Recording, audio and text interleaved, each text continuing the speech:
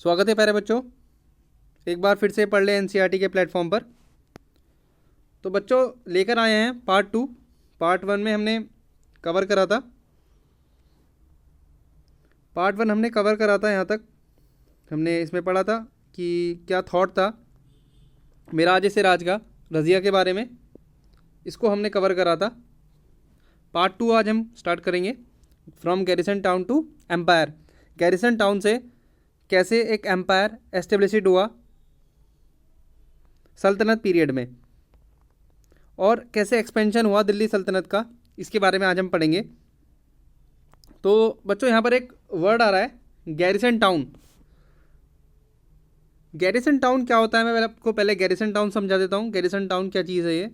Garrison जिनको soldiers बोला जाता है, टाउन एक ऐसी जगह जो फोर्टिफाइड हो।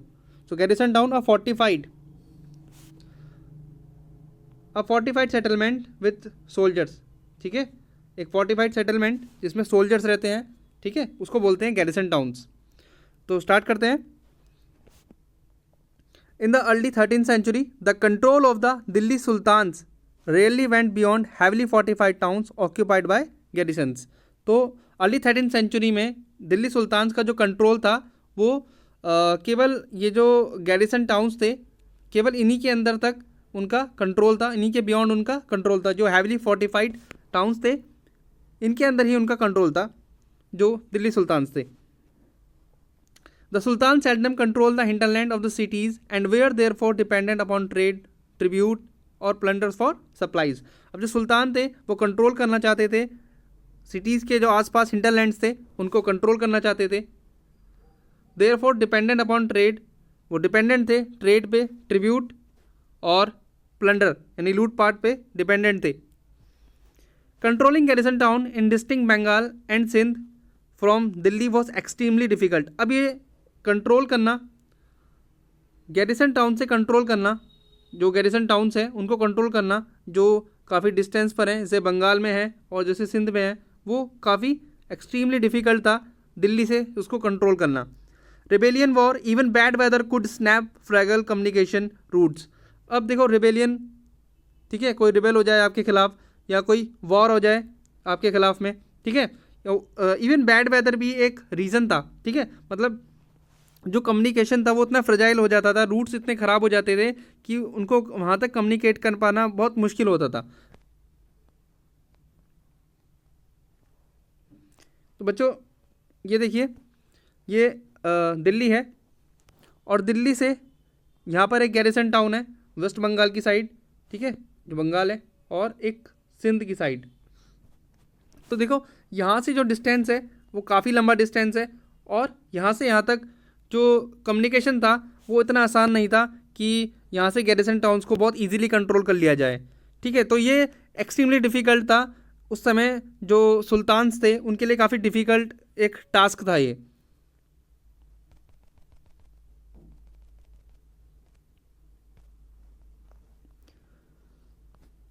सो इनके ऊपर कंट्रोल करना काफ़ी एक्सट्रीमली डिफ़िकल्ट था।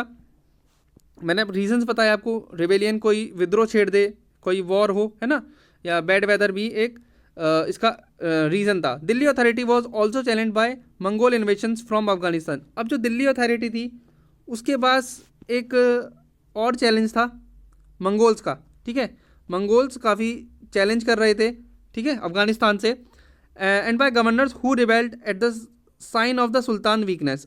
अब जो गवर्नर्स थे, ठीक है, वो भी देखते थे, वो भी रिबेल कर देते थे सुल्तान के खिलाफ जब वो उसकी वीकनेस को देखते थे, है ना, उन्हें पता चलता था कि सुल्तान वीक हो रहा है ना, तो वो उसके खिलाफ क्या कर देते, रिबेल छेड़ देते थे। The sultans barely survived this challenge. अब जो सुल्तान था ना वो बहुत मुश्किल ही सर्वाइव कर पा रहा था इन सारे चैलेंजेस से। It consolidations occur during the reigns of Ghiyasuddin Balban. अब देखो इसका जो कंसोलिडेशन होता है वो गयासुद्दीन बलबन के टाइम पर होता है और जो उसका एक्सपेंशन होता है वो अलाउद्दीन खिलजी और मोहम्मद तुगलक के टाइम पीरियड में हमें देखने के लिए मिलता है। तो बच्चों एक क्वेश्चन और आपके दिमाग में आ रहा होगा, हिंटरलैंड्स। मैं हिंटरलैंड्स को आपको क्लियर कर देता हूँ। हिंटरलैंड एक ऐसी जगह है जहाँ पर किसी चीज़ का प्रोडक्शन होता है, पोर्ट जिसको आप बंदरगाह बोलते हो, ठीक है, जहाँ से गुड्स एंड सर्विस की सप्लाई होती है उसको हिंटरलैंड बोलते हैं, ठीक। तो सुल्तान उस समय ये हिंटरलैंड्स पे अपना कंट्रोल करना चाह रहे थे कि किसी ना किसी तरह हिंटरलैंड्स पे कंट्रोल हो जाए, है ना। तो फर्स्ट सेट ऑफ कैंपेन्स की बात करते हैं। ये इसको इंटरनल फ्रंटियर बोलेंगे, है ना, of the Saltanat aimed at consolidating the hinterlands. ठीक है, हिंटरलैंड्स को कंसोलिडेटिंग करना चाहते थे गैरिसन टाउन से। During this campaigns forest were cleared in the Ganga Yamuna Doab. अब ये जब कैंपेन चलाया गया तो इस कैंपेन में इन्होंने क्या करा कि जो फॉरेस्ट थे, जो जंगल थे, इनको क्लियर करा, जो गंगा यमुना दोआब के आसपास का जो फॉरेस्ट है। And Hunter gathers and pastoralist expelled from their habitat. अब जो हंटर गैदर्स थे, है ना, और जो तुम्हारे पेस्टोरलिस्ट थे, ठीक है, इनको एक्सपेल्ड कर दिया गया, वहाँ से निकाल दिया गया। पेस्टोरलिस्ट मतलब ये मैं आपको बता दूँ, जो वहाँ पे जानवरों को जो चराते हैं ना, उनको बोलते हैं। These lands were given to peasants and agriculture was encourage. अब ये जो लैंड इन्होंने वहाँ से क्लियर करा दिए ना, फॉरेस्ट को क्लियर करा दिया इन्होंने। अब फॉरेस्ट को क्लियर करा के क्या करा, उसको एग्रीकल्चर के लिए यूज़ करा, जिसको इन्होंने पीजेंट्स को दे दिया और एग्रीकल्चर के लिए, है ना। New forest fortress garrison towns and towns were established to protect trade routes and to promote regional trade. ठीक है, तो अब क्या करा इन्होंने, नए किले बनाने स्टार्ट कर दिए, है ना, न्यू फोर्ट बनाने स्टार्ट कर दिए, गैरिसन टाउन्स बनाने चालू कर दिए। ठीक है, और कुछ टाउन्स को उन्होंने एस्टेब्लिश करा to protect trade routes and promote regional trade, है ना, जिससे रीजनल ट्रेड क्या हो, प्रमोट हो, और जो ट्रेड हो, है ना, उसको प्रोटेक्ट करा जाए। जो इनका फर्स्ट एक्सपेंशन है, उस फर्स्ट एक्सपेंशन में इन्होंने ये काम करा। ठीक है, इसको बोलेंगे इंटरनल फ्रंटियर। मतलब जो दिल्ली सल्तनत की बाउंड्री थी, उस बाउंड्री के अंदर इंटरनल फ्रंटियर में इन्होंने क्या करा, फॉरेस्ट को क्लियर करा। जो वहाँ पर हंटर गैदर्स थे, उन हंटर गैदर्स को वहाँ से निकाल दिया। ठीक है, और जो वहाँ पर गाय चराने वाले थे, है ना, जो अपने जानवरों को चराते थे, उनको भी वहाँ से भगा दिया, निकाल दिया गया वहाँ से। और जो जितना भी लैंड था वो एग्रीकल्चर के लिए पीजेंट्स को दे दिया गया। न्यू फोर्ट इन्होंने बनाए, गैरिसन टाउन्स बनाए, इनको एस्टेब्लिश करा ट्रेड रूट को प्रोटेक्ट करने के लिए और रीजनल ट्रेड को प्रमोट करने के लिए। ये था इनका फर्स्ट एक्सपेंशन। ठीक है, along the internal frontier. Second हम बात करते हैं सेकंड एक्सपेंशन की। तो सेकंड एक्सपेंशन में आपको बताऊं कि इन्होंने जो एक्सटर्नल फ्रंटियर चलाया वो सल्तनत काल में जो चला एक्सटर्नल फ्रंटियर, इसमें क्या करा इन्होंने मिलिट्री एक्सपेंडेशन करा। साउथ की साइड ये गए और साउथ की साइड में जाके इन्होंने काफ़ी सारे मिलिट्री एक्सपेंडेशन चलाए साउदर्न इंडिया के अंदर, जो कि स्टार्टेड होते हैं अलाउद्दीन खिलजी के टाइम पे। ये जो एक्सटर्नल फ्रंटियर स्टार्ट होता है सल्तनत में, ये स्टार्ट होता है अलाउद्दीन खिलजी के टाइम में। ठीक है, मैं अभी आपको मैप 3 में दिखाऊंगा। And culminated with Mohammad Tughlaq. अब ये जो कल्मिनेटेड हुआ, पीक पर जो पहुंचा, ये पहुंचा मोहम्मद तुगलक के टाइम पे। इन देयर कैंपेन सल्तनत आर्मीज कैप्चर्ड एलिफेंट्स। अब होता क्या था, जब ये मिलिट्री कैंपेन्स चलाते थे, ठीक है, मिलिट्री कैंपेन्स जब ये चलाते थे तो इन सारे कैंपेन्स में होता क्या था, आर्मी कैप्चर कर दी थी एलिफेंट्स को, हॉर्स को, स्लेव्स को, है ना, दासों को अपने पास कैप्चर कर लेते थे और वहाँ से जो प्रीशियस मेटल्स होते थे उनको अपने साथ कलेक्ट करके ले आते थे। ठीक है, मैप से समझते हैं इन सारी चीज़ों को। मैप 3 देखते हैं हम अभी। तो ये देखिए प्यारे बच्चों, मैप 3, ठीक है। Alauddin Khilji campaign into southern India. Alauddin Khilji ने काफ़ी सारे कैंपेन चलाए साउदर्न इंडिया की तरफ। ये रहा दिल्ली, यहाँ से दिल्ली से स्टार्ट करता है ये और गुजरात जाता है 1299 में। उसके बाद 1301 में रणथंबोर 1301 में जाता है और उसके बाद 1302 और 1303 में ये वरंगल की तरफ जाता है। फिर यहाँ से 1303 में चित्तौड़ की तरफ, ठीक है, और उसके बाद चित्तौड़ जाता है। चित्तौड़ से उसके बाद 1305 में देवगिरी, जो जहाँ पर यादवास रूल कर रहे थे, ठीक है। वरंगल में ये जो वरंगल है यहाँ पर काकतियाज रूल कर रहे थे यहाँ पर। और उसके बाद ये यहाँ पर जाता है द्वार समुद्रा, है ना, 1310 से 1311, ठीक है। और द्वार समुद्रा जाता है। उसके बाद यहाँ से ये जाता है थंजावुर और मदुरई सबसे लास्ट में, ठीक है। By the end of Muhammad Tughlaq reign, 150 years after somewhat humble beginnings, the armies of the Delhi Sultanate had marched across a large part of the subcontinent। देखो यहाँ पर कह रहा है कि अगर हम मोहम्मद तुगलक का जो रीन है ना, जो वो एंड होता है मोहम्मद तुगलक के रीन का जब एंड होता है तो 150 साल हो जाते हैं दिल्ली सल्तनत को, है ना। तो जब तक उसके रीन का एंड होता है तो देखो हमने देखा कि दिल्ली सल्तनत की जो स्टार्ट हुई वो बड़े हम्बल तरीके से हुई, है ना। तो इसमें बता रहा है कि जो आर्मीज थी दिल्ली सल्तनत की, उन्होंने मार्च करा across the large part of the sub continent, ठीक है। बहुत हम्बल ही तरीके से शुरुआत होती है। उसके बाद हमने देखा सेकेंड एक्सपेंशन में, ठीक है, दिल्ली सल्तनत में जो है इनकी आर्मी है वो मार्च करती है large part of the sub continent, ठीक है। They had defeated rival armies, वो डिफीटेड कर देते हैं, जो राइवल आर्मीज़ होती हैं उनको डिफीट कर देते हैं। काफ़ी सारी जो सिटीज़ होती हैं उनको सीज कर लेते हैं, ठीक है। द दिल्ली सल्तनत collected taxes from the peasantry and dispense justice in its realm. अब जो दिल्ली सल्तनत थी वो टैक्स कलेक्ट कर रही थी, ठीक है, और पीजेंट्री से वो टैक्स कलेक्ट कर रहे थे और डिस्पेंस कर रहे थे जस्टिस को। But how complete and defective was its control over such as a vast territory, है ना। अब ये हमें देखना है कि कैसे इन्होंने जो है कंट्रोल करा इतनी बड़ी वास्ट जो टेरिटरी थी उस पर कैसे इन्होंने कंट्रोल करा, वो कितना इफेक्टिव था, ये अभी हमें देखना है।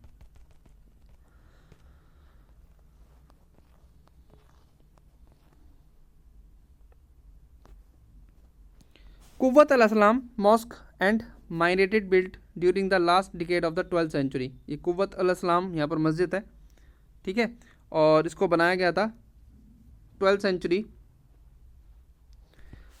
सेंचुरी में इसको बनाया गया था। This was the congregational mosque of the first city built by the Delhi sultan. देखो यहाँ पर ये है कुतुब मीनार, ठीक है, ये आपको दिख रही होगी कुतुब मीनार यहाँ पर, और यहाँ पर ही ये मॉस्क है, ठीक है। इसको बोलते हैं कॉन्ग्रीगेशनल मॉस्क। कॉन्ग्रीगेशनल मॉस्क का मीनिंग बता दूं, मतलब जहाँ पर काफ़ी सारे लोग जमा होते हैं ना, जिसको जामा मस्जिद भी बोलते हैं, उसको बोलते हैं कॉन्ग्रीगेशनल मॉस्क, ठीक। वो बनाए गए थे यहाँ पर दिल्ली सुल्तान के through. Describe in the chronicles as Delhi e Kuhna, जिसको डेस्क्राइब करा जाता है Delhi e Kuhna means the old city. The mosque was enlarge by Iltutmish and Alauddin Khilji.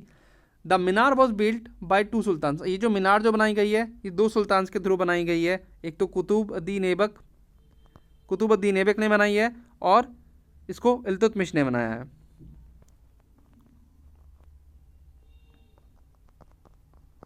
ठीक है। इल्तुतमिश और कुतुबुद्दीन ऐबक ने इसको बनाया, इस कुतुब मीनार को, ठीक है। आगे चलते हैं बच्चों। द मस्जिद, a mosque is called a मस्जिद इन अरेबिक। अरेबिक में मस्जिद को मॉस्क बोला जाता है। Literally a place where Muslim prostrates in reverence to Allah, मतलब एक ऐसा प्लेस जहाँ पर मुस्लिम क्या करते हैं, प्रोस्टेट्स करते हैं अल्लाह के रेवरेंस में। प्रोस्टेट्स मीनिंग मतलब जहाँ ज़मीन से जुड़ते हैं ना, ज़मीन से जुड़कर प्रे करते हैं वहाँ पर मुस्लिम्स जो होते हैं। इन अ कॉन्ग्रीगेशनल मॉस्क मस्जिद ए जामी और जामा मस्जिद, ठीक है, जिसको मस्जिद ए जामा या जामा मस्जिद बोलते हैं। मुस्लिम्स रीड देयर प्रेयर्स नमाज टुगेदर, और मुस्लिम्स यहाँ पर प्रेयर्स रीड करते हैं, ठीक है, एक साथ नमाज पढ़ते हैं मिलकर सब।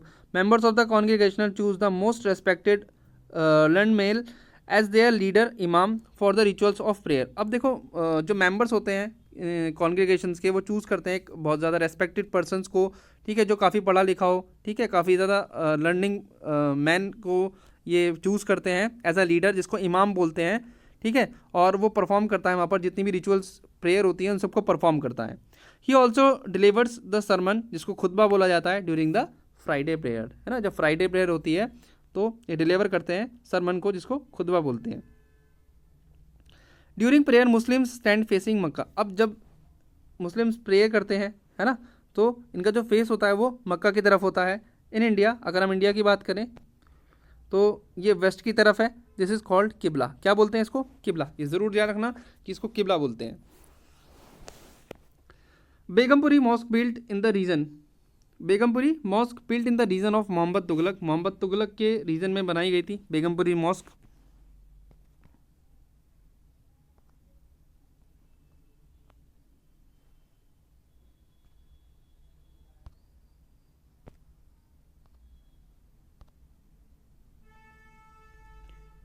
ये देखिए मैं दिखा देता हूँ, फिगर 3 है ना।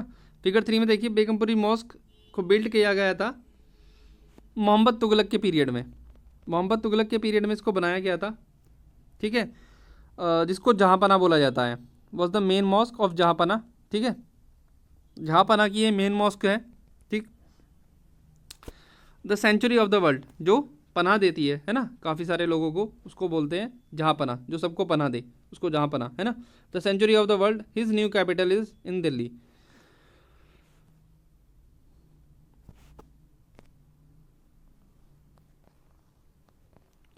The Delhi sultans built several mosque in cities all over the subcontinent. Subcontinent के जितनी भी सिटीज़ थी, है ना, वहाँ पर सब जगह दिल्ली सुल्तान्स ने काफ़ी सारी मॉस्क को बनवाया गया, है ना, उसको काफ़ी सारी मॉस्क को बिल्ड किया गया।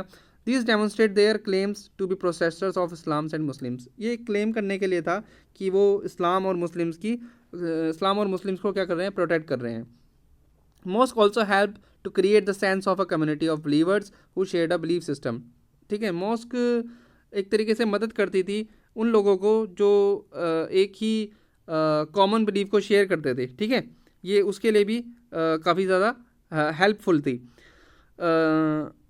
It was necessary to enforce the idea of a community because Muslims came from a variety of backgrounds. और ये एक बहुत ज़्यादा नेसेसरी भी था, ठीक है, कि इसको रीइंफोर्स किया जाए this idea of community because Muslims came from a variety background, क्योंकि मुस्लिम्स अलग अलग बैकग्राउंड से बिलोंग्स करते थे, अलग अलग जगह से आते थे। कुछ इंडिया के मुस्लिम से, ठीक है, कुछ जो बाहर से आते थे, फॉरेन से आते थे। तो मानना ये था कि मतलब सभी मुस्लिम्स एक जगह इकट्ठा हो, एक साथ घुले मिले। ठीक है, तो ये इसलिए भी यहाँ पर बहुत ज़्यादा ज़रूरी था। एक और आता है यहाँ पर मौत की मस्जिद, MOTH की मस्जिद, built in the reign of Sikandar Lodi by his minister.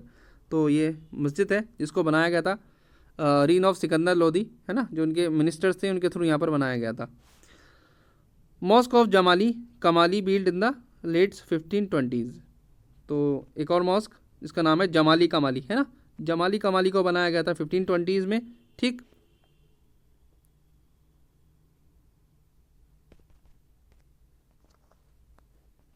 तो पार्ट 2 में हमने कवर करा यहाँ तक। अब हम करेंगे पार्ट 3 को कवर।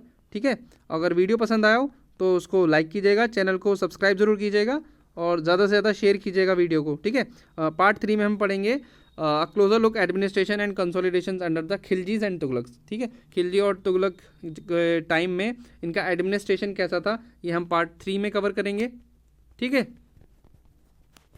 तो thank you very much, bye bye.